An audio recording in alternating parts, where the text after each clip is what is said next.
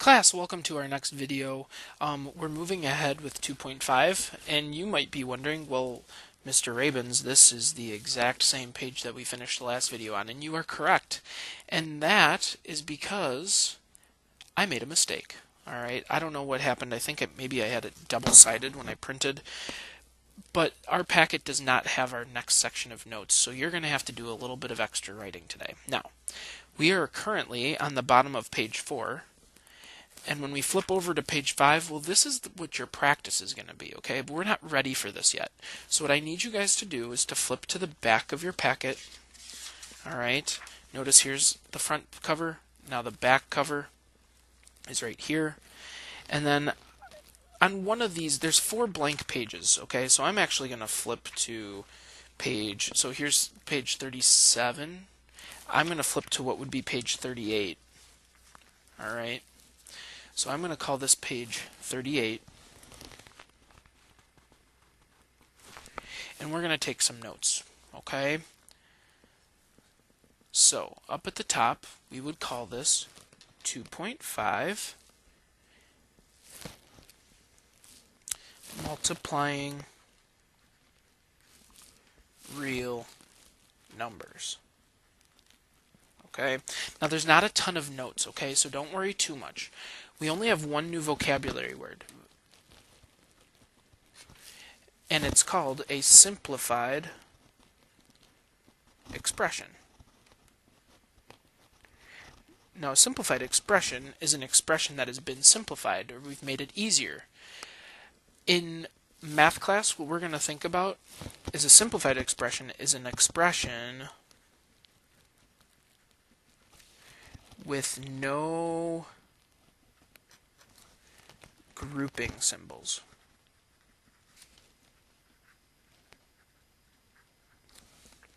What do I mean by no grouping symbols? I mean no parentheses.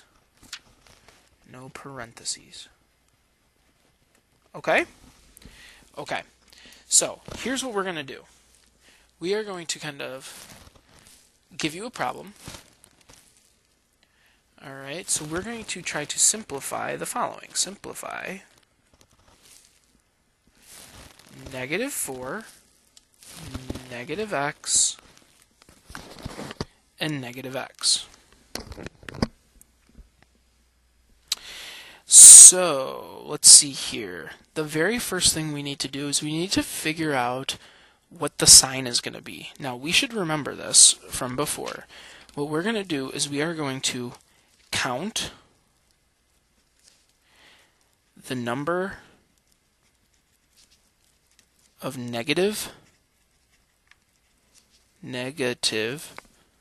factors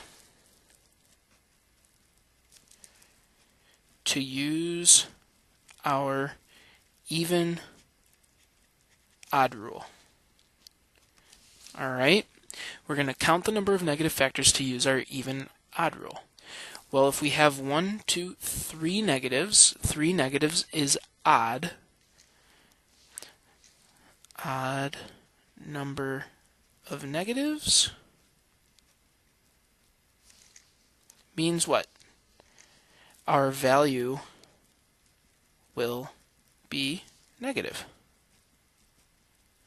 Alright, so now we know that our value is going to be negative. So I'm going to put a little negative sign there. Okay, next step, 2. What we have to do is we have to multiply any numbers together. Well, that's pretty easy here. I only have one actual number, right? I have a 4. So now I know that if it's just 4, well, that by itself is just 4. All right. Now remember, it's still negative because there were an odd number of negatives. Excuse me. Lastly,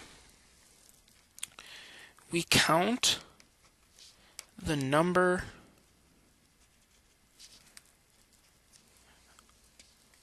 of each variable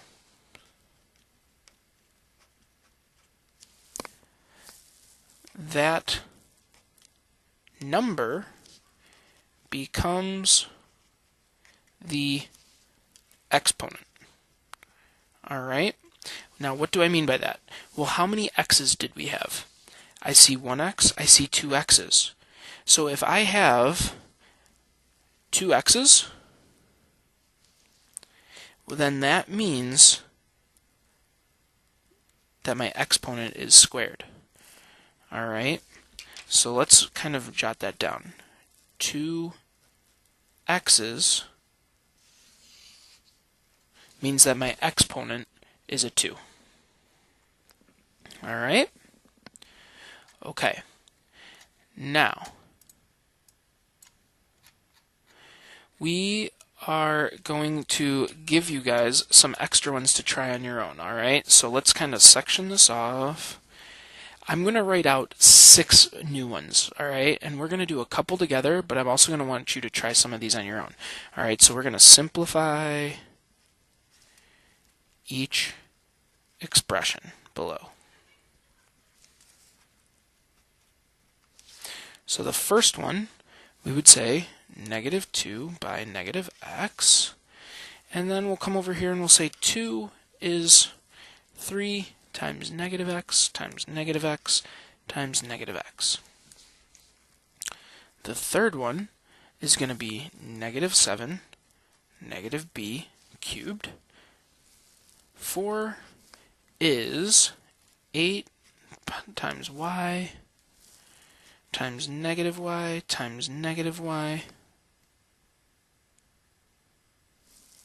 times -y times -y. And then the last two, let's see here. So 5, I want to go with -9 times x times a -2.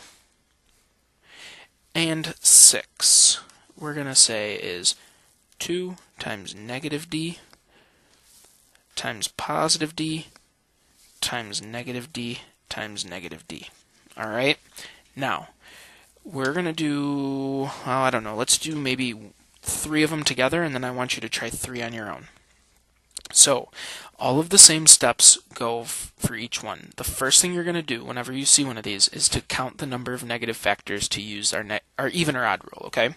So, when we look at something like number 1, and we see there are how many negatives? 2. Well, 2 is an even number, so we know that our value is going to have to be positive. Okay, we know that we're going to have a positive number. Now, we also know that our next step is to multiply any numbers together. That's easy here, right? We only have one number. It's just a 2. So we know we're going to have a positive 2. Lastly, we count the number of each variable. That number becomes the exponent. Now, I have an x. I only have one of them.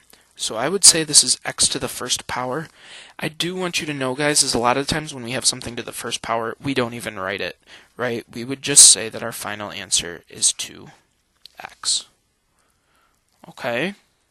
So I'm going to skip number 2. I'm going to want you to try that one on your own.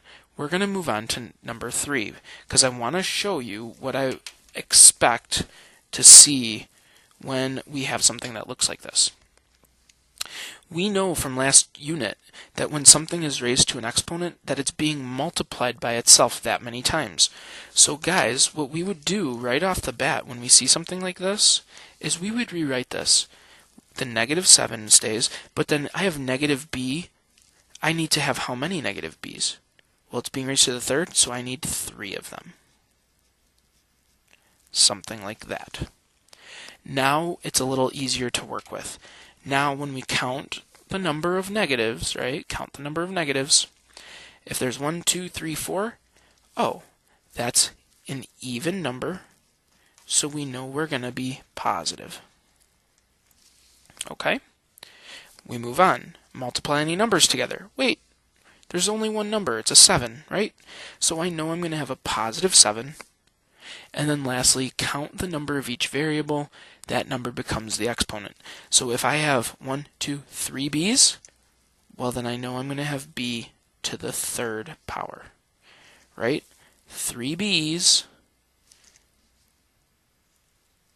means my 3 becomes the exponent, just like that.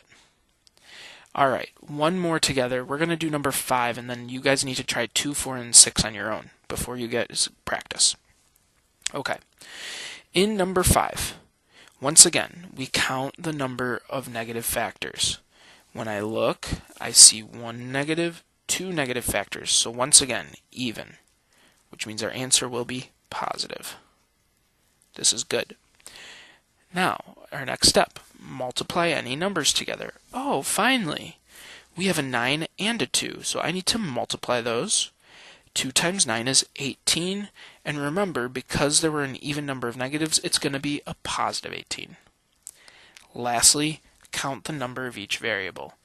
Well, I have 1x, so I can write x to the first, but again, remember in math, a lot of the times when we just have something raised to the first power, you just kind of forget about the exponent, and so that one should be 18x. Okay? So, there you have it. Please try 2, 4, and 6 on your own. I will make sure to have answers for you in class so that you can look through and hopefully have done a nice job and understand what's going on. Alright, sorry again for having to make you guys write all of this out on your own. I hope it's not too bad. I hope you guys got this, and get ready for some practice. Later.